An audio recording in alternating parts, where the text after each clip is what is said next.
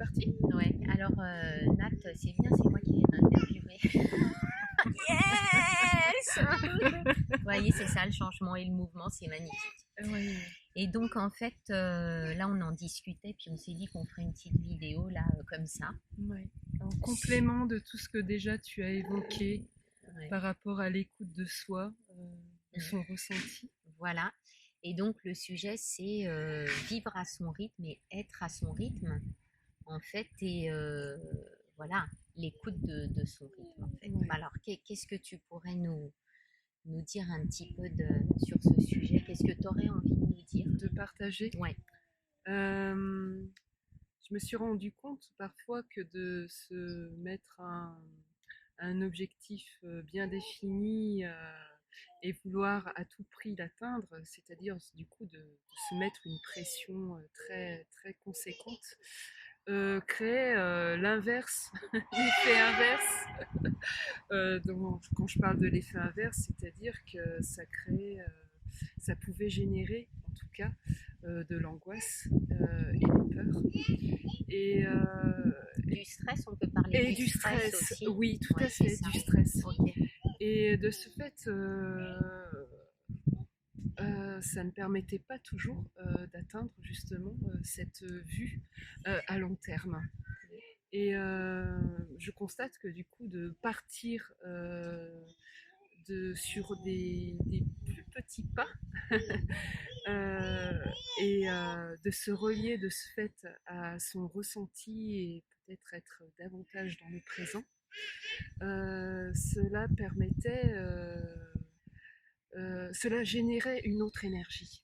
Je ne sais pas ce que tu en penses, Claire. En fait, moi je te rejoins complètement, hein. Sachant qu'en plus, moi autant je peux être dans des choses très très actives, mais aussi très très posées et très gnangnan, quoi. Et j'ai des phases comme ça, et d'écouter mon rythme fait que je suis juste dans mon action en fait. Je suis au plus juste dans mon action. Et c'est vraiment ce que tu évoques.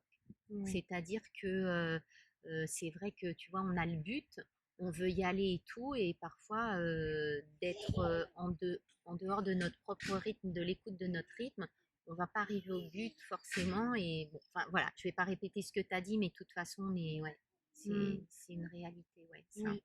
Et ce qui n'empêche pas d'avoir un but aussi à long terme, mais je Oui. pense garder cette souplesse-là, de se dire que ça peut, des choses peuvent se réajuster dans le temps. Voilà, je pense que c'est intéressant de garder cette souplesse avec soi et avec le projet en l'occurrence. Et puis, la vie est tellement faite de surprises, de rencontres.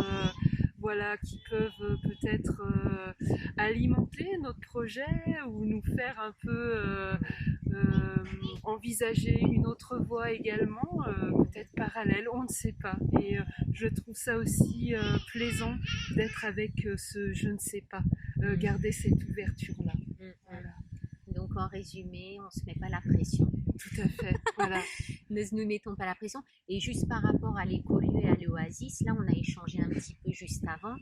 C'est le sujet aussi que dans cette création, nous on décide qu'il n'y ait pas de pression, c'est-à-dire on ne se dit pas par exemple il faut qu'on soit en autonomie alimentaire, parce que ça du coup tout de suite ça met une pression dans la mise en place de quelque chose, enfin voilà. Tout à fait.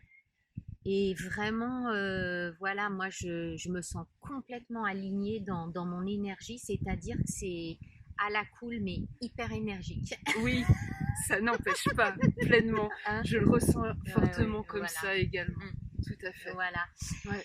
Et merci pour cet échange, Nathalie. Et puis, merci Claire également. Et merci à vous. Voilà, et puis n'oubliez pas de mettre vos commentaires, de poser vos questions sous la vidéo. On se fera un plaisir de communiquer avec vous. Et abonnez-vous avec la petite cloche. Voilà. À tout bientôt. À bientôt.